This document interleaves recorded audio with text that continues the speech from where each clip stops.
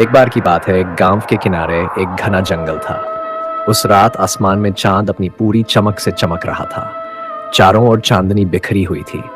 जब चांद की रोशनी से तांती खेत का तालाब चांदी की तरह चमक रहा था।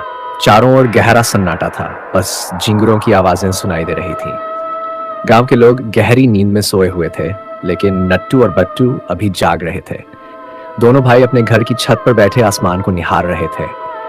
उन दोनों ने तालाब के पास से अजीबोगरीब आवाजें सुनी, ऐसी आवाजें जो तट पर किसी के कदमों की तरह लग रही थी।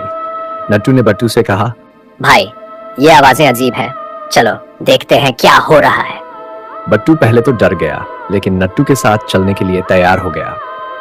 दोनों भाई अपनी उत्सुकता को दबा नहीं सके और धीरे धीरे उस ओर बढ़ने लगे जहां से आवाजें आ रही थी। आवाजें पुराने कुएं के पास से आ रही थी।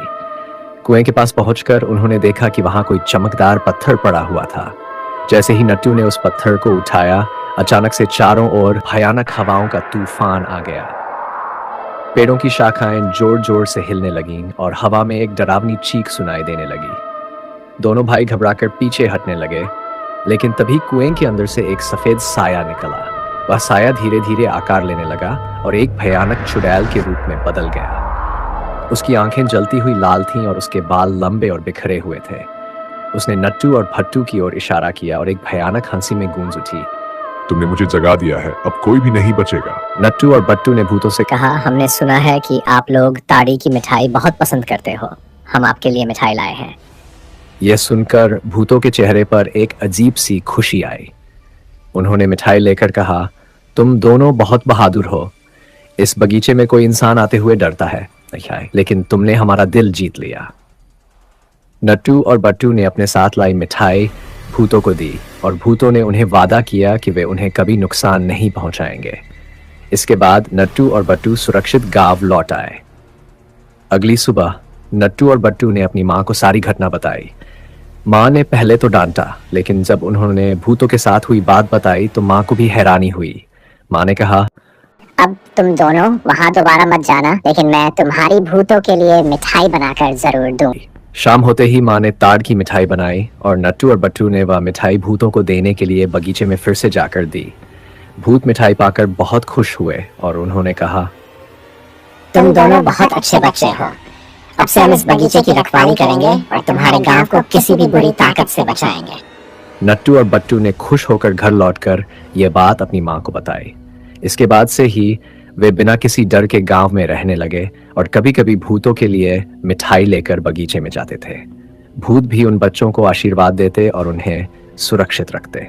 नट्टू और बट्टू की साहसी कहानी के बाद पूरे गांव में उनके कारनामे की चर्चा होने लगी।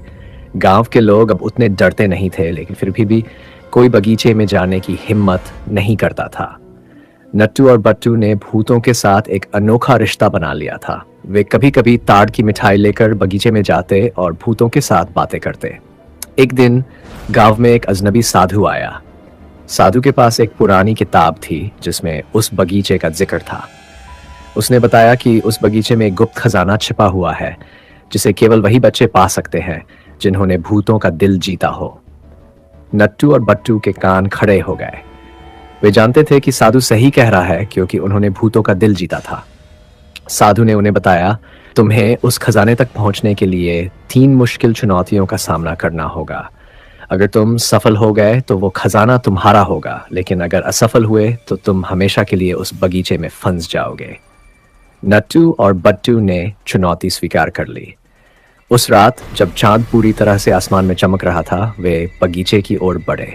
पहली चुनौती थी एक रहस्यमयी पुल को पार करना जो गहरे काले पानी के ऊपर था।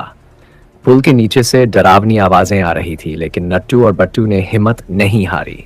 उन्होंने अपनी आंखें बंद की और अपने दिल में विश्वास रखा, और फिर वे सुरक्षित पुल के उस पार पहुंच गए।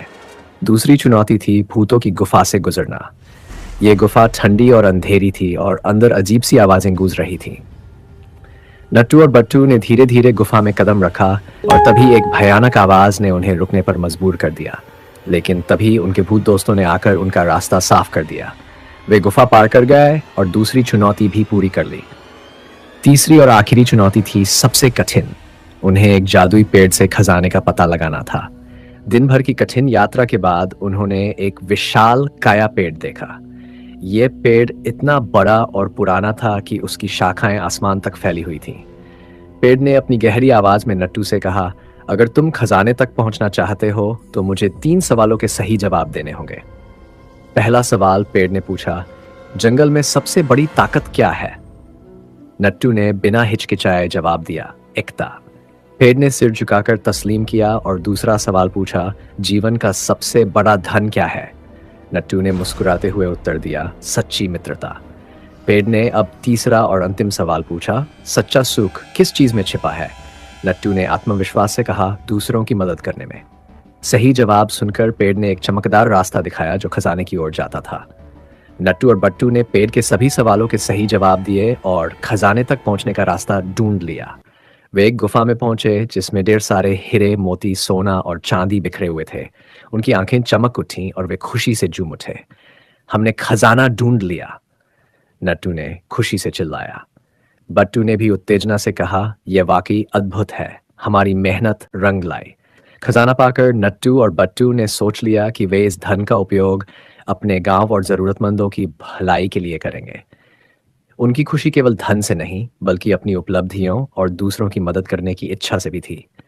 इस तरह नट्टू और बट्टू न केवल खजाना पाया बल्कि अपनी यात्रा के अनुभव से एक महत्वपूर्ण सबक सीखा कि सच्ची खुशी और सफलता दूसरों की मदद और समाज की भलाई में छिपी होती है।